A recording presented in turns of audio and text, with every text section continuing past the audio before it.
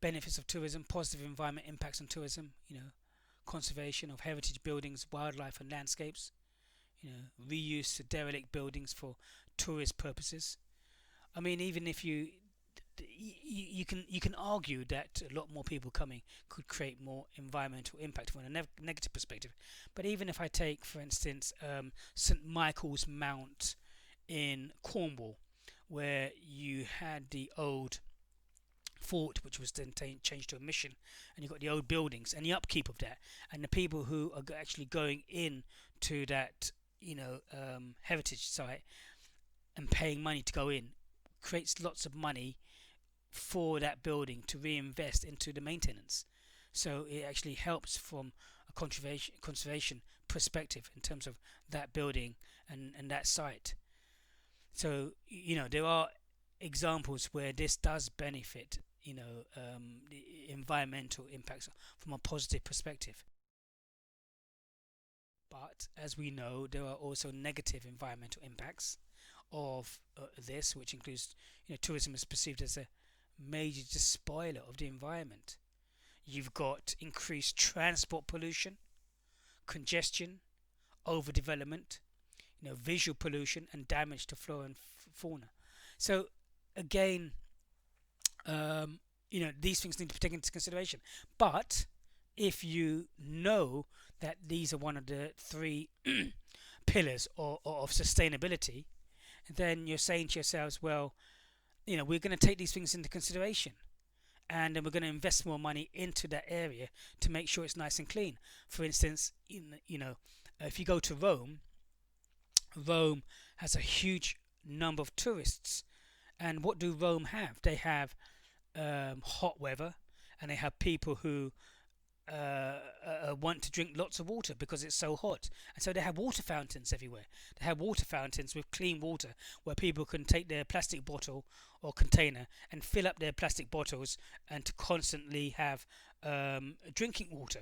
In addition to that, they have bins which are sunken into the ground, so the bin comes out of the ground, and then it further goes further down into the ground, so it's built into the ground. And these are very, very, very big bins, and the bins are split between, if it's metal, plastic, general waste, and then once a week or however often they do it, you have these lorries coming around, and the mechanical arm will pick up the whole bin and put all the rubbish into the dust cart. So it takes a small amount of time, because they've invested money into taking these things into consideration. So even though, yes, there will be transport pollution, well, if you know these things are going to happen, then you can incorporate things into your city area. So in Oxford and Cambridge, you have so very popular areas for people to want to go and visit and see. So you can have park and ride. So they have park and ride systems whereby you park outside the city. If you have to park inside the city, well, it's going to cost you a lot of money. So it discourages tourists from parking inside the city centre. Instead, they will park outside and then catch perhaps a free bus, or a bus that costs very little money to go in and out to your car. So again, yes, there are negative sides to the environmental impacts, but as long as you understand these and you understand what could happen, you could put measures into place, as long as you involve the right stakeholders and you have the right funding. So yes, I do agree with it, but if you understand it, then you can take these things into consideration and you can instigate countermeasures. We look at the economic impact of the environment and protection. The national park authorities imposed a 10-mile-per-hour speed limit, in Windermere Lake in 2005. But as a result of that, the local TIC received 12,000 fewer inquiries into the succeeding 6 months. Boat registrations and launches fell sharply. Traditional high-speed water skis and powerboats users withdrew. Local businesses faced losses of around 7 million annually. So if you do impose environmental constraints that could lead to um, lower tourists going to your location, which is true. But nevertheless, you could be thinking long term and sustainability, and that could be a positive thing for the future by saying there are less people, and so maybe that could encourage more people to come. It's how you market it, I would generally think. So yes, the immediate reaction to this was, local businesses face loss of around 7 million annually, but this could be argued from a different perspective in terms of saying, well, it's how you position yourself and how you market it differently, perhaps. Controlling negative environmental impacts, tried and tested techniques for assessing the environmental consequences of tourism. So, I mean, what we're saying here is that, you need to look at the impact that the environmental kind of restrictions that you put in place and the social restrictions that you put in place, what is going to be the impact on that economically? And I suppose there needs to be a balancing act between the three. Social cultural benefits of tourism, understanding other societies, developing and maintaining links with other regions and countries, re-establishing or retaining cultural and heritage features of destination countries, widening tourists' cultural interests and appreciation of foreign food and drink, social cultural benefits of tourism. I know that if you go up to Warwickshire, where the country of William Shakespeare, where William Shakespeare was born, there are other farms down there, and farms where you can go in and you can see the animals, but you've also got archery and part of the culture of the English heritage, whereby the English, we had the longbow, and the longbow gave us the advantage against other armies. The longbow was one of the most modern weapons of its time, which gave us a longer shooting distance in terms of the arrow. And there are cultural places in Warwickshire, for example, where you can go and you have people dressed out as they would be dressed in that time period, and they would show you how they would make the bow and how they would pull the bow. And that was a trade. To be a longbow, um, was a trade, and you had to learn from young because it was such a difficult thing to do, to be able to pull that bow. And having seen it for myself, I know. So we're talking about some of the benefits, the social cultural benefits. It does, re-establishing, retaining cultural and heritage features of the destination countries, definitely. And also widening tourist cultural interests and appreciation of that area, as well as the foreign food and drink as well. Advantages of the social cultural, side of it. In large numbers, tourism can create friction between the host and guests. Definitely. Tourism encourages growth in local crime, deviant behaviour, sexual exploitation, changing types of employment available, distracting from traditional agriculture or manufacturing employment, exploitation of corruption of local cultures and traditions, including religious observations. Relationships between hosts and guests become increasingly commercial and superficial, as tourist numbers grow. So I suppose what we're saying to ourselves with the economic, social, and environmental side of things, there are going to be advantages and disadvantages. And what I suppose is important is that the analysis is done in terms of the whole marketing strategy and how it affects these three pillars in terms of sustainability. And really, what it boils down to is coming back to your marketing strategy once you've done your situation analysis and saying to yourselves, well, how are you going to market this? Who are you going to target? How are you going to position yourselves? And also taking into consideration all the factors in some of the other models we've looked at, who are the stakeholders we're going to get involved to kind of like counteract some of the disadvantages of the social, cultural, and environmental impacts, and disadvantages of the environmental and the social side of things on the impact of the economic side. So it's a balancing act, and you need to take all these three things into consideration. So we kind of like looked at and discussed the importance of sustainable tourism. We've looked at where sustainable sustainability has come from Rio de Janeiro in 1992 for sustainability, and the Brundtland report in Agenda 21. We've kind of looked at the marketing of sustainable tourism destinations in terms of the mission, vision, aims, and objectives, the situation analysis in terms of SWOT, Pestel, Porter's 5 Force model, destination analysis in terms of Michael Porter. We've looked at the marketing strategy in terms of segmentation, targeting, and positioning.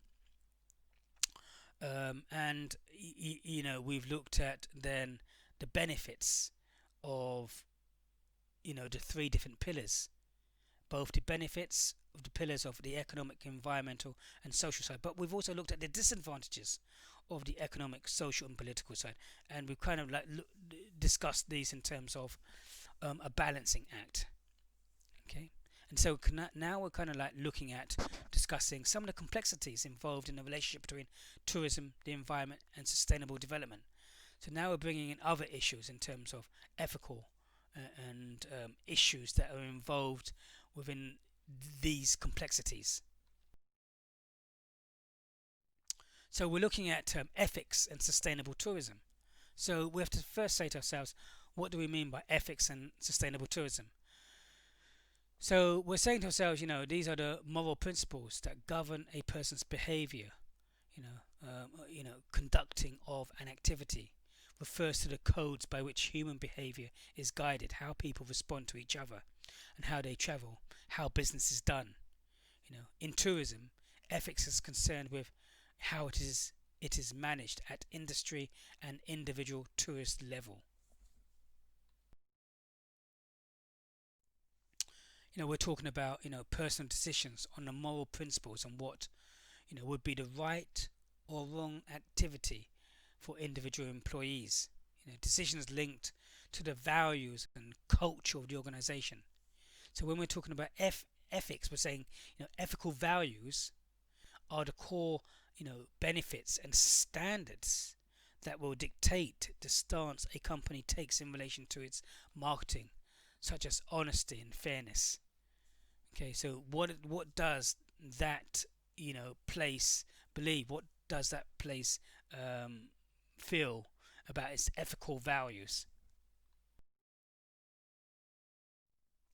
And when we're talking about the different sources of ethical standards, we're saying to ourselves what some of the elements include. Fellow workers, family and friends, religious beliefs, the law, society as a large, the employer, profession, and country. We're talking about the individual conscience in terms of all these different elements. When we're talking about an ethical basis or business decision, we're talking about moral, spiritual, religious philosophy, value system and conscious culture, climate, social, economic, political, competition, impact on consequences, expectations of stakeholders, requirements and legislation. And so these are some of the issues, ethical basis of business decision. And we're saying to ourselves as well, how do we treat people in that area? Are we paying people a fair rate of pay? Are we treating people right? Is it ethically correct? Even if you think about some other industries like companies, retail companies that have bought and had their supply chains in other countries like India, and then you find out later that they've been buying their clothes from kind of like sweatshops that have been employing children from the ages of 7 to 12, working a whole day, getting maybe 1 or 2 pence a day. And then you realize that these clothes are so cheap because they're using child labor, or you find out that the buildings are not safe and the building falls down and kills X number of people, or that these people are being exploited. So is it ethically correct? Is it morally right? So you're saying to yourself, ethical basis or business decision. And the thing is, in today's world, I believe that ethics does come into it more and more. And it comes into it in terms of how you are perceived from your customer. Because if you are perceived in a negative way, that could influence your customer from coming to your location and going to another location, because in terms of their own ethics and their own conscience and what they believe should be the case. So we live in a world today of technology, social media, Twitter, Facebook, communication. We can communicate very easily around the world within a flick of a finger. Um, so we know what's going on all around us.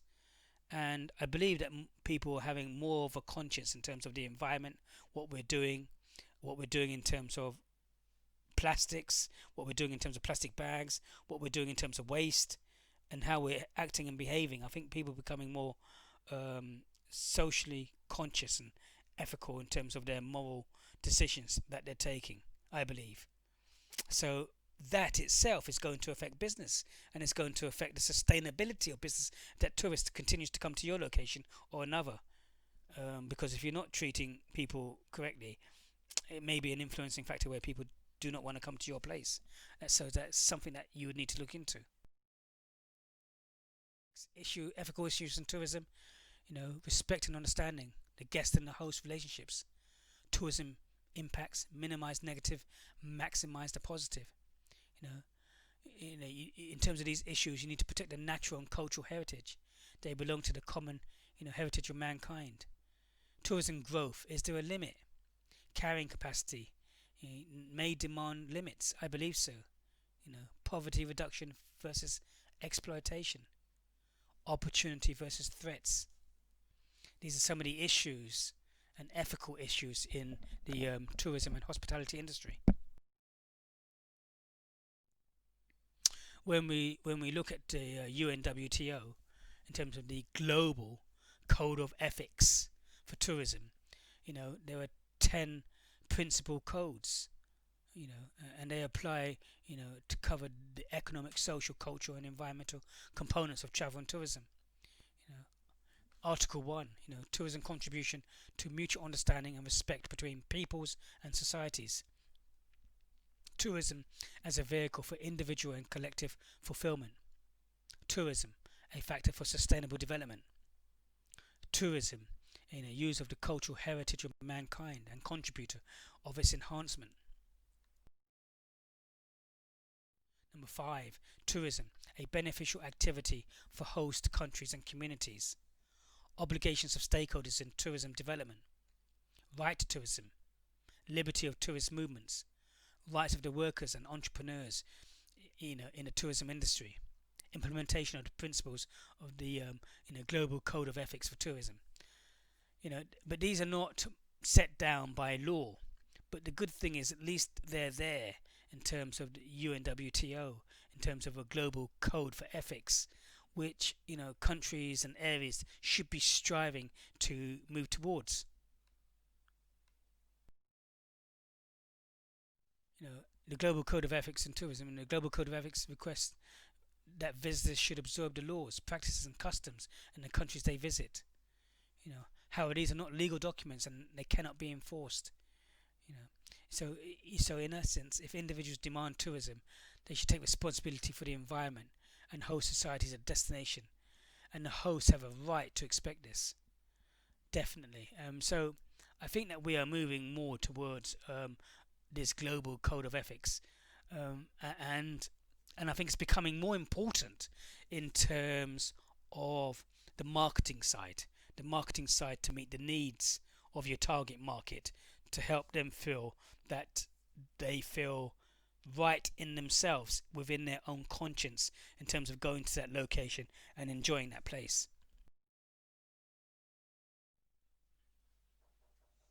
So some of the problems with ethics and sustainability, they're based on values, not laws. People and businesses can only be encouraged to, adopt ethical behavior. It's seen as a national, not an individual issue. Therefore, difficult to encourage tourists to act ethically, and might appear to be contrary to the spirit of tourism. Escape, relaxation, and fun. Ethics, but when we talk about ethical tourism, we're not just talking about ethical tourism in terms of the tourists, but we're also talking about ethical tourism in terms of the geographic location as well, ethics. But it is very, very difficult uh, um, to educate the tourists to act and behave in a certain way that they're not used to behaving. That is, it is a difficult thing to do. But I do believe that people will change over a period of time because we are so informed technologically. We will learn more about societies and places that we are going to. We will do the research before we go there in regards to do's and don'ts, for example. And it's a slowly catch the monkey type of um, situation where as time goes on, I think we become more knowledgeable and more understanding. And I think with that knowledge and understanding, I think that tourists can then, having that information, can then take the appropriate action. You know, there is an increased demand for ethical travel. You know, a variety of markets studied in recent years have documented sustained interest amongst consumers in tourism products and services that protect the environment and respect local cultures. And I think that a lot of people do want to see more natural places, and I think people are becoming more respectful of cultures and societies. So I do believe that is happening. So there seems to be an increased demand for this type of ethical travel. If we look at it in a research conducted by Blue and Green Tomorrow, they found that 1 in 5 would pay more for holiday with a company that has a better environmental record and social record. You know, U.S. travelers stated that they, you know, turned off lights, 96%, and air conditioning, 72%, when not in their hotel room. And participated in the hotel's towel linen reuse program, 90%, and used the hotel's recycling facilities, 81%, in order to travel green. And I do believe that as time goes on and as the facilities are there in those areas for people to be able to um, use these ethical issues, then I think people will use them as well. I think people becoming more um, aware of these issues and actually changing their behaviors. You know, we can see it 66% of consumers around the world would say they prefer to buy products and services from companies that have implemented programs to give back to society. Some 43% of respondents said they would be considering the ethical or environmental footprint of their main holiday. And again, with the environment being very, very important and these issues being key, again, consumers' perceptions and behaviors are actually changing towards ethical travel.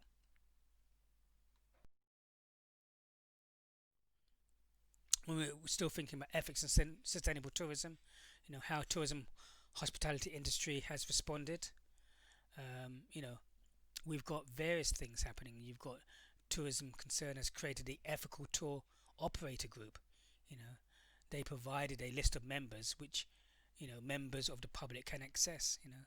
And they also work in partnership with the ethical tourism and hospitality business.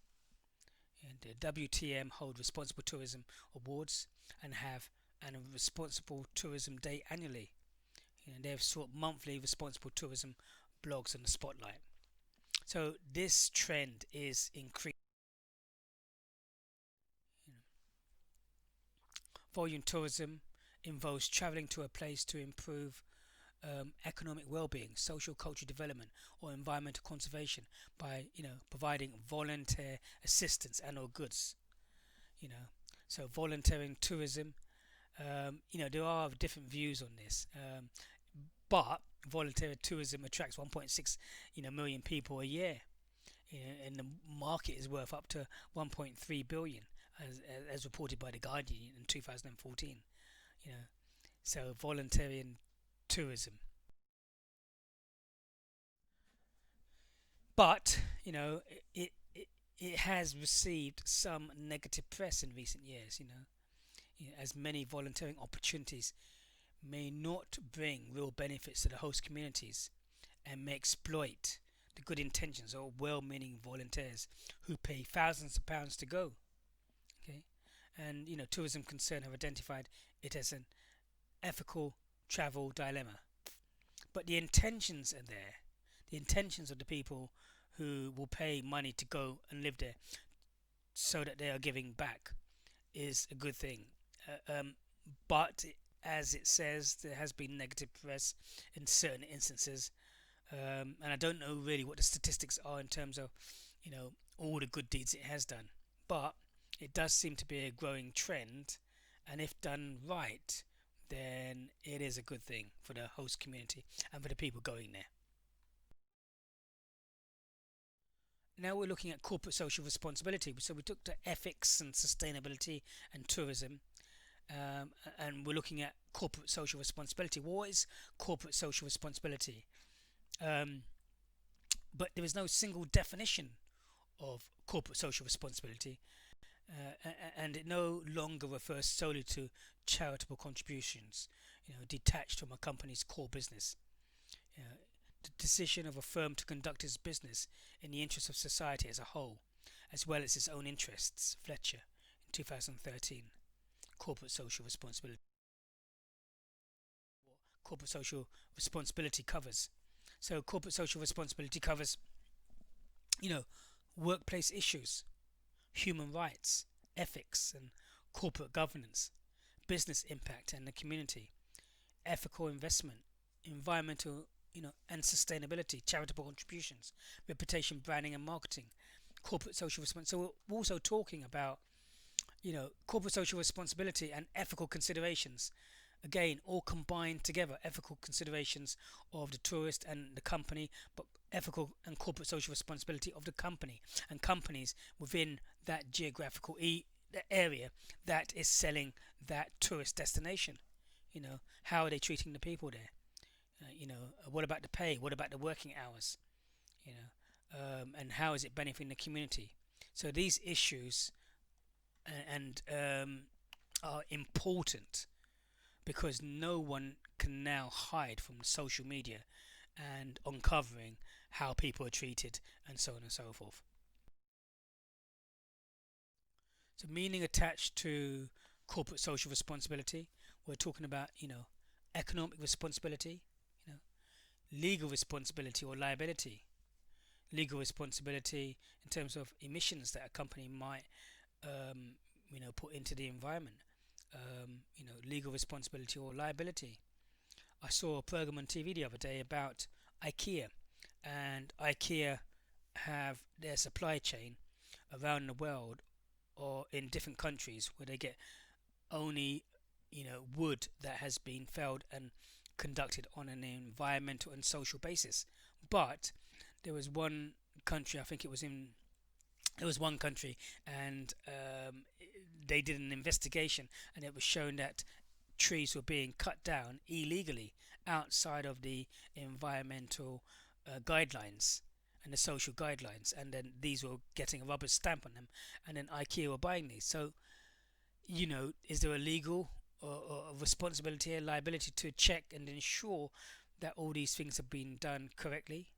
Social responsibility and ethical behavior, socially conscious or aware, responsible for casual mode,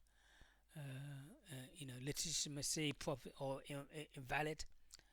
So, higher standards, trustees, guardians, strategic. So meaning attached, and the corporate social responsibility is important now in terms of the pollution, how they treat people, where they buy their goods from, the impact that they have on other people, because tourists and your target market coming to your destination will hear about these things in terms of the corporate social responsibility, in terms of the companies that are working within your industry or even your area itself, in terms of how it's behaving in terms of corporate social responsibility. So that can either have a negative impact, and since there is buyer bargaining power, as we've identified on Porter's 5 force model. The buyer has the choice to decide to come to your place or not, and to go to another location.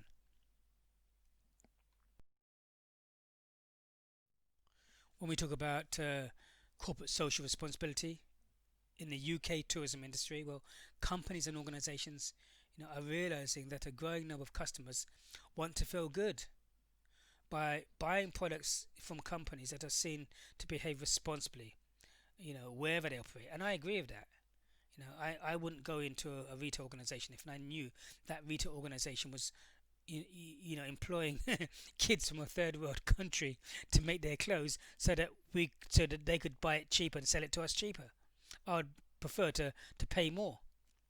Corporate social responsibility will increasingly be seen as a competitive advantage to definitely in both the domestic and outbound markets. How? Because if you are conducting yourself with ethics and corporate social responsibility as seen as in a positive way to your target market, then that's going to only want your target market to go there and more. And if your competitor is not being seen to be in a positive light regarding ethics and corporate social responsibility, then that will give you a competitive edge over your competitor. The UK government is committed to developing CSR in the UK business community, and leading to the domestic UK tourism industry starting to think, about how it can implement CSR in terms of all these different areas. Okay, even if you look at most companies now, and most big companies, Tesco's, Asda, M&S, they have a CSR code in terms of their corporate social responsibility and what they're doing. So we kind of like looked at the three main pillars of sustainability in terms of the economic side, the social side, and the environment side. But there is kind of like a so-called fourth pillar of sustainability, and this is really the carbon stroke climate change, and thus moving from a triple bottom line approach tourism to a quadruple bottom line approach. So here we look at climate change. We've all seen climate change, and we know about global warming and the ozone layer, depletion of the ozone layer, and global warming.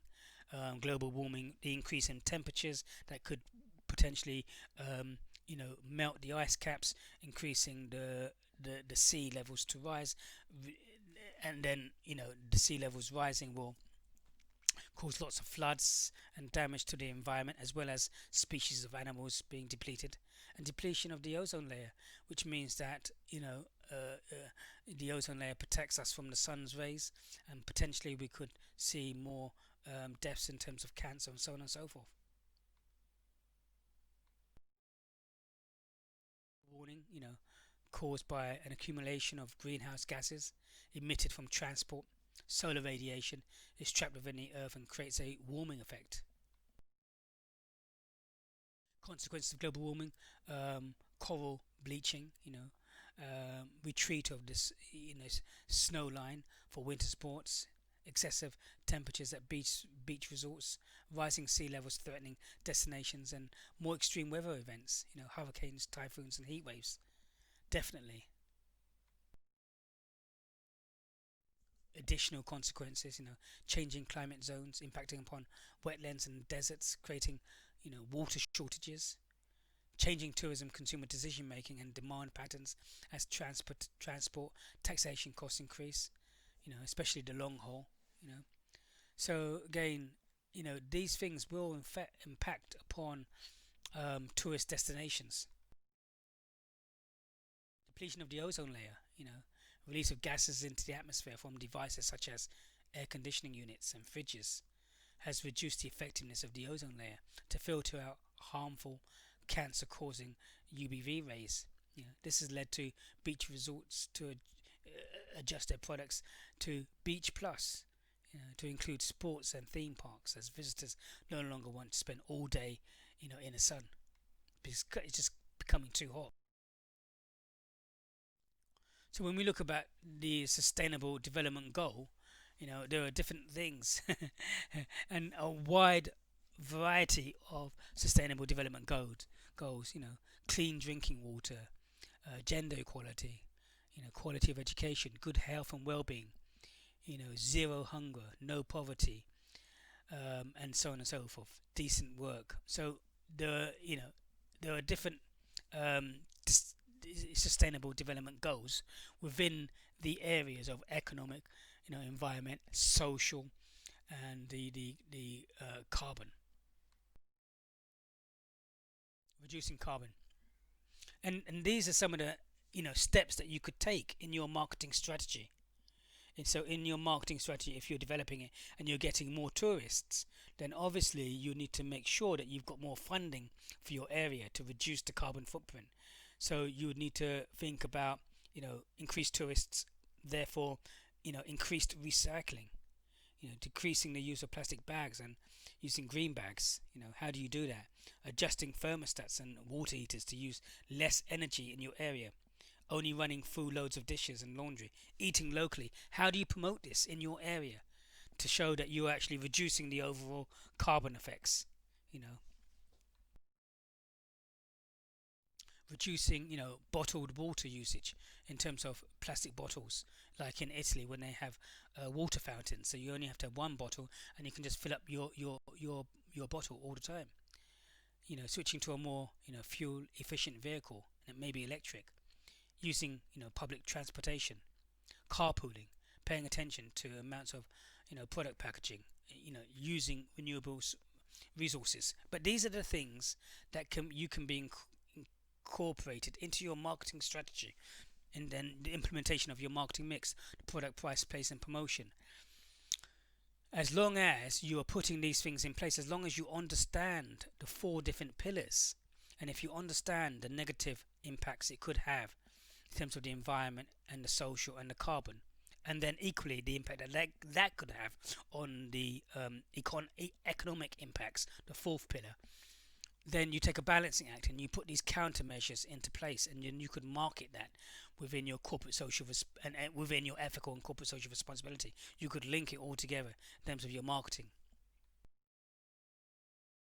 So resources, renewable resources and non-renewable. We think about these. A renewable source is a natural resource that can be replenished over time, after it is grown back. Solar power. Non-renewable, these are uh, those which are of a fixed supply.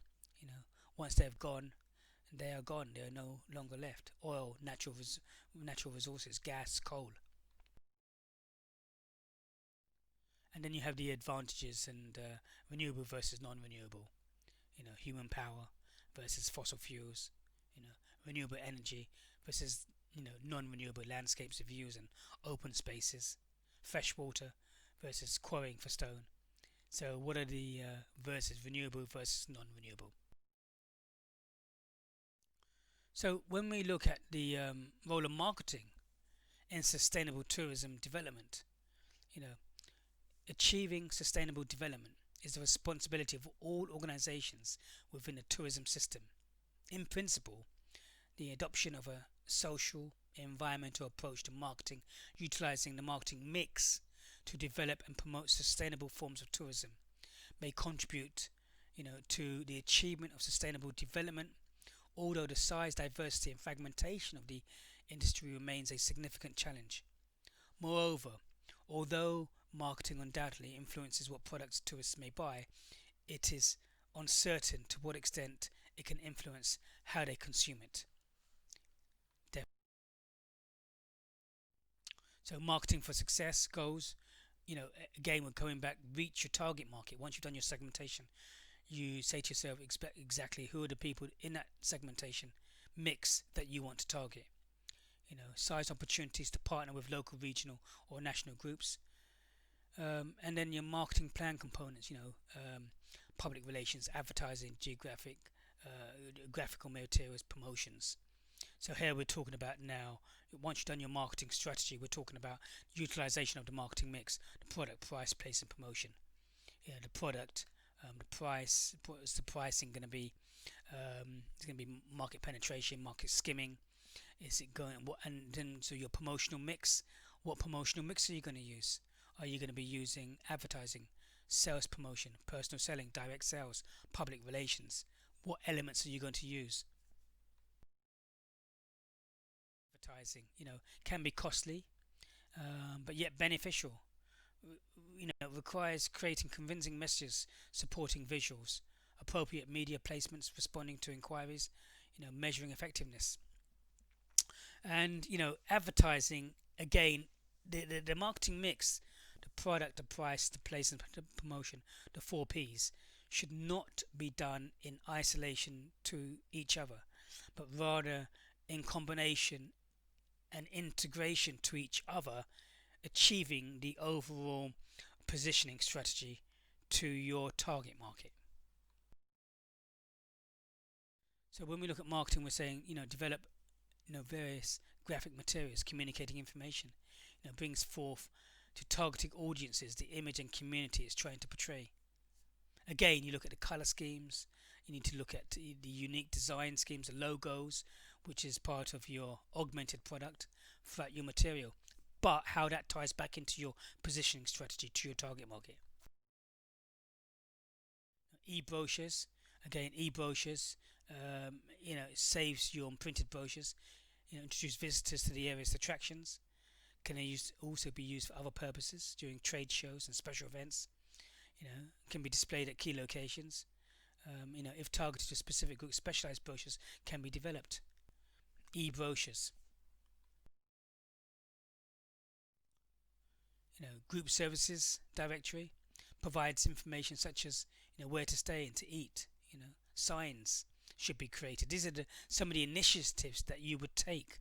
The initiatives in terms of utilization, the marketing mix within your geographical tourist destination. Signs should be created and placed where visitors can see them. Should be legible and informative. Social media suits travel. The consumer travels to the product rather than the other way round. Social media, very, very important in the role of marketing today. So, we're looking at the role of marketing and we're saying to ourselves, social media, has to be, you cannot get away. And social media is part of your public relations. We said that the promotional mix, part of your marketing mix, the 4Ps of product, price, place, and promotion. The promotional mix includes the advertising, the sales promotion, public relations. This is where this comes in, direct sales and personal selling.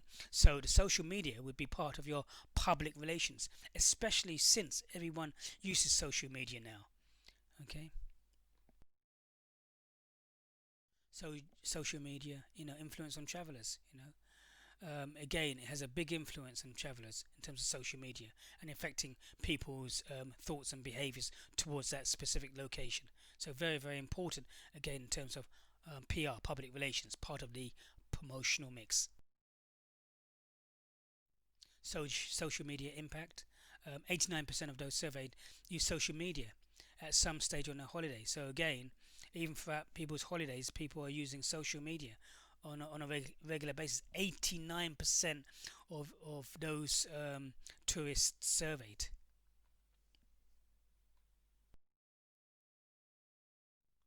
And again, we can see in the different countries around the world the areas where social media is being used and the different types of social medias being used. So in America, 51% Facebook, it's a high percentage there. Again, in terms of talk, you've got Keiko, where 74%, and you got WeChat, 78% in Europe. So you got social media being used all over the place, and it's very, very important that you tap into this. Social media impact, total taken photos on holiday and shared with them, 61%. Taken videos on holiday and shared with them, 42%. Have been done on holiday. So again, a huge amount of people are using social media in terms of photos and videos. And when you're looking at your part of your positioning strategy, obviously you need to look at your branding. What is Paris viewed as? How do people see Paris? Well, people see Paris as being a romantic city, romance. A lot of people get proposed to in Paris or in Venice. So, it's the perception and branding of these locations, Paris and Venice. Branding, is a name, term, sign, symbol, or design, or a combination of these that identifies the maker or seller of a product or service and seeks to differentiate them from their competitors. A brand is a singular idea or concept, that a product owns inside the mind of the prospect. Again, part of the positioning strategy, the branding. So you're saying to yourself, when someone sees that image or logo, what exactly is it that they see? What is communicated to them? Definition of a service brand, a brand is the product or service of a particular supplier, which is differentiated by its name and presentation, such as Marriott or the Hilton Hotel. When I see the word Hilton Hotel, or Marriott, I think quality. I think gym, swimming pool, dinner, three-course meal. More expensive. Very nice place to stay. Price consumers pay is more likely to be determined by the brand rather than the actual service provided. A brand could be defined as a unique combination of the product characteristics and added values, both tangible and non-tangible, in terms of the product, in terms of the physical and non-physical side, in terms of the core product and the augmented product. The characteristics have a relevance that is linked to the destination and awareness, of this maybe conscious or intuitive.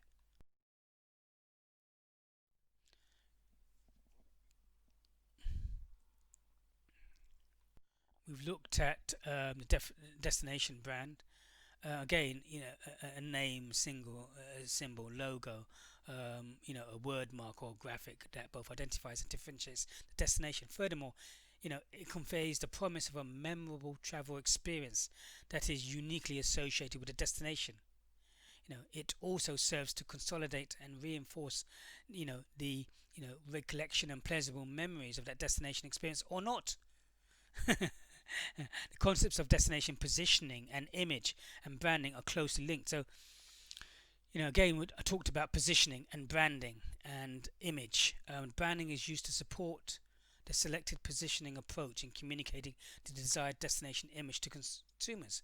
You see, we've talked about the positioning, and we have the segmentation, then you have the targeting, then you have the positioning, but the branding and the concept of this is all linked to the positioning, how you want your product to be seen, how you want your destination to be seen. Why are people coming to your destination as opposed to another destination? And then it's the implementation of the positioning strategy through the use of the marketing mix. So you need to look at the destination brand images. What did these tell you? Visit Iceland. I love New York. Here we have the AIDA model of advertising: awareness, interest, desire, and action.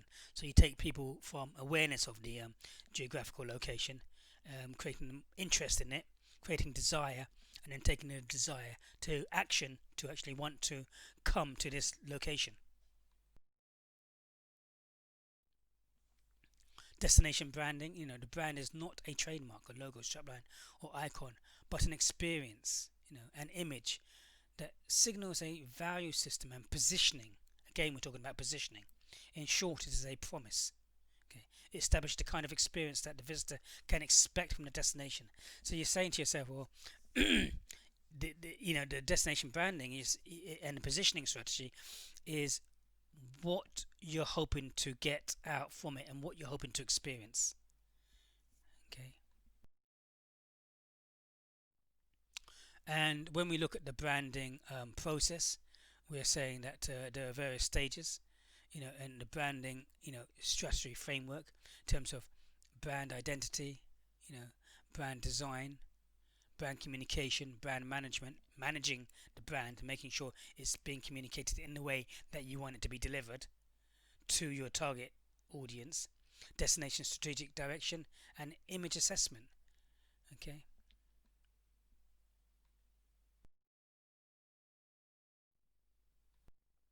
So when we look at branding, we're saying to ourselves we should also look at the brand benefit pyramid. And we're saying to ourselves, at the bottom we've got the attributes. What are the tangible, you know, um, verifiable, objective, measurable characteristics of this destination? What are the characteristics? What are the attributes? Next, what are the rational benefits? What benefits to the tourists results from the destination feature?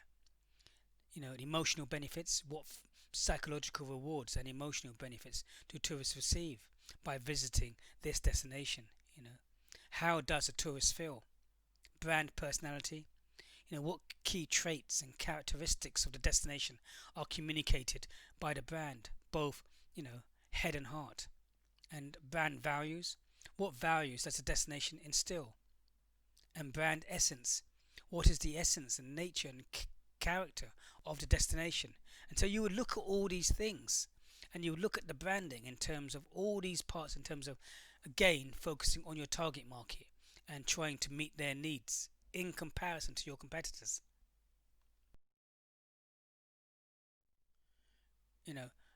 Positioning and image communication. DMO must select a positioning approach to communicate an image of the destination to people, within its selected target market. So I've talked about positioning again and again.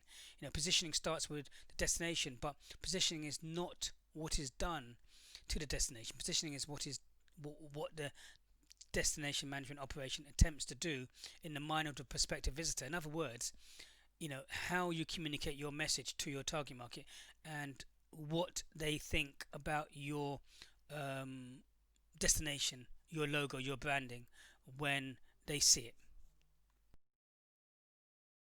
5 steps of positioning, including documenting, deciding, differentiating, designing, and delivering. A positioning statement, like Australia. The people of Australia are friendly and straight talking and open. Their sense of mattership and their no worries attitude make all visitors feel welcome. They make it easy to enjoy adventures beyond the imagination.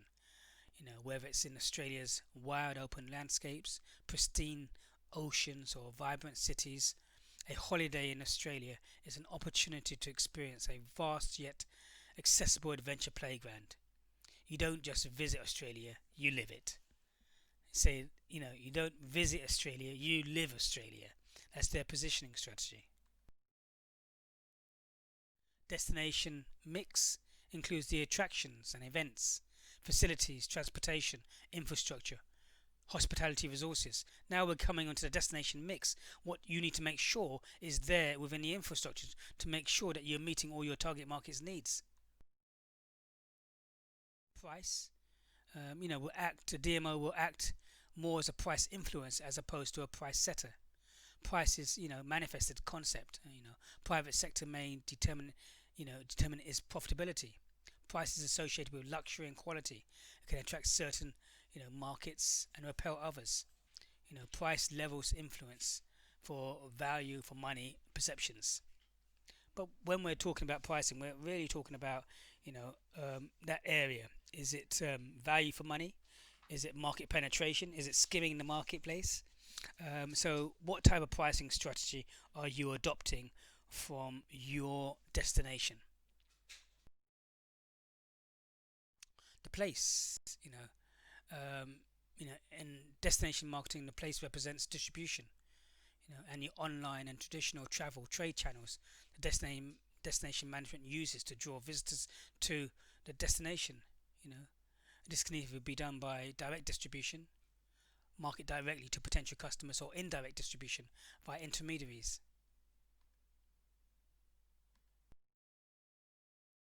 Promotion, again, we looked at the promotion, parts of the promotion.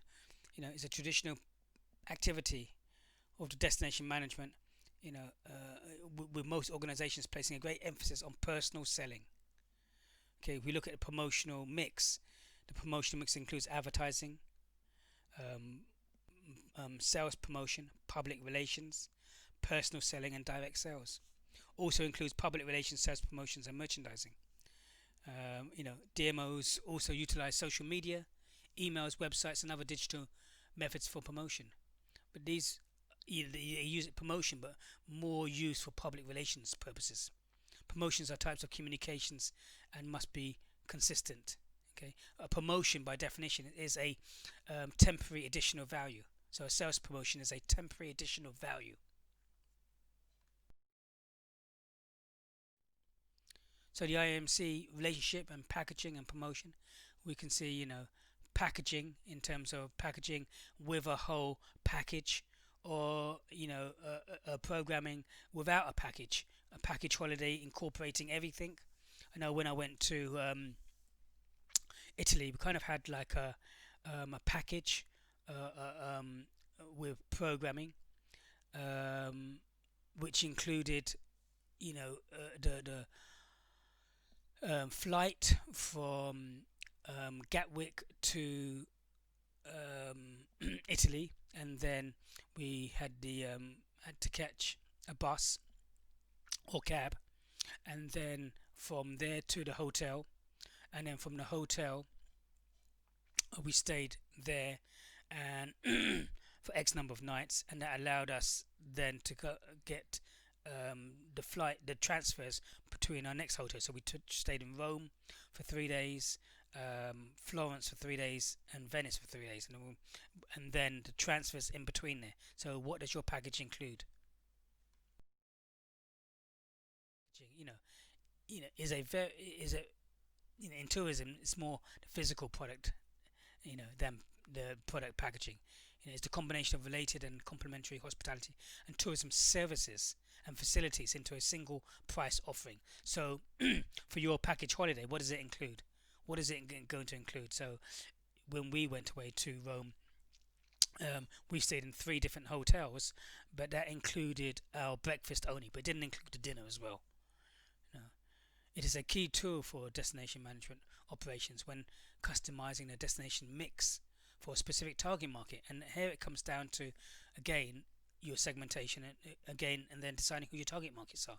And once you decide who your target markets are, you identify what their needs are. And then once you've identified what their needs are, then you can either combine a package holiday to meet their needs or not. So it's really dependent upon the needs of your target market from your segmentation. Importantly, it can help you smooth out peaks and troughs in seasonal visitor volumes. Programming, there are many opportunities for destinations to arrange special activities or programs that are attractive to visitors, like festivals. So what type of programs do you have?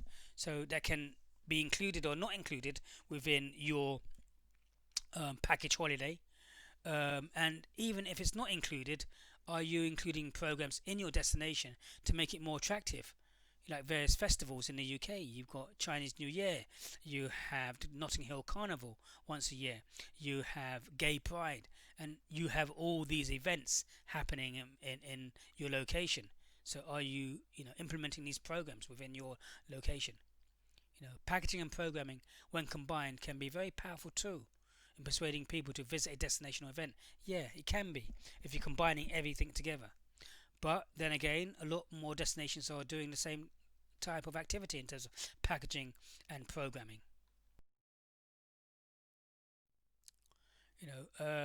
There is a different marketing strategy, and it's demarketing. Marketing a product or service less by making a product or service less worth buying. The idea behind demarketing is that the organization or society might benefit if a product is not sold, or sold to a lesser quantity. A useful strategy when a destination has had too much tourism. I would definitely agree with that. Demarketing. So you may not need to do as much marketing if you're getting huge numbers of people going there. Demarketing, can be done in a number of ways, including, increasing the price, outlawing the product, limiting consumption, or reducing venues of consumption, and that way it can become more exclusive. So only certain people go there with a certain number who can actually afford to go there. An example of demarketing in tourism, gambling Australia was, overshadowing other types of tourism activity in the early 2000s. So demarketing gambling provided a means of altering the public's behavior in ways that would encourage other tourism activities. So we have looked at a wide range of things. We've looked at the key questions, and we've tried to break these questions down. And if you can remember, I don't know if you can, but the key questions were to discuss the importance of sustainable tourism development, to discuss the complexities, of the relationship between tourism, the environment, and sustainable tourism development, and then evaluating, the marketing of sustainable tourism destinations. So we looked at the questions, we tried to look at the and identify the keywords and break down the questions so we understood what we were looking for. And the first thing that we obviously looked at was sustainability, and we were looking at the three pillars of sustainability and what sustainability was and where sustainability came from predominantly from Agenda 21, the Brundtland Report from 1992, Rio de Janeiro, UN, which had this meeting in terms of discussing sustainability worldwide, but it wasn't really linked to tourism and hospitality at that stage. It was really linked to economic, social, and environmental impacts, the three pillars. But later on, if you remember, we talked about kind of like a fourth pillar, which was like the carbon and the and the ozone, carbon and the ozone. So we're talking about kind of like four areas, four pillars of sustainability. Again, we looked at destination analysis. We looked at the importance of destination analysis, and we discussed the increasing number of tourists actually coming and traveling worldwide, and year on year, more and more international tourists are increasing, which means people want to see different countries for all sorts of reasons, which is good from an economic perspective, but there are consequences in terms of an environmental and social and carbon and ozone type perspective. So the destination analysis is very, very important. But also within the destination analysis, we looked at various areas which I'll come into again. And again, tourism, environment, sustainability. Again, we looked at how you're going to market sustainable tourism, and we looked at the mission, the vision. We looked at the situation analysis in terms of the SWOT, Pestel, and Porter's 5 force model. We looked at a more in-depth use of a competitor analysis in terms of looking at the performance and comparisons. We then looked at the marketing strategy in terms of segmentation, targeting, positioning. What segmentation was you going to use? Behavioralistic, geographic, psychographic, and demographic. And then within those areas, what were the individual variables? By age, by sex, by income, in demographic variables, for example. So we're saying you segment your market, then you target your market. When you target your market, who are the people you're targeting? Because it needs to be more sustainable now. And then you're saying with your branding and your image and your logos, how are you going to position your destination in comparison to other destinations? And that's very, very important, because then that leads into your marketing mix, your product, price, place, and promotion, and your product, your core product, and your augmented product, your pricing strategy, how it's going to be. And your promotional mix, if it's going to be advertising, sales promotion, personal selling, direct sales, public relations. Again, the mix of these integrated within each other to meet your positioning strategy in or from your target market.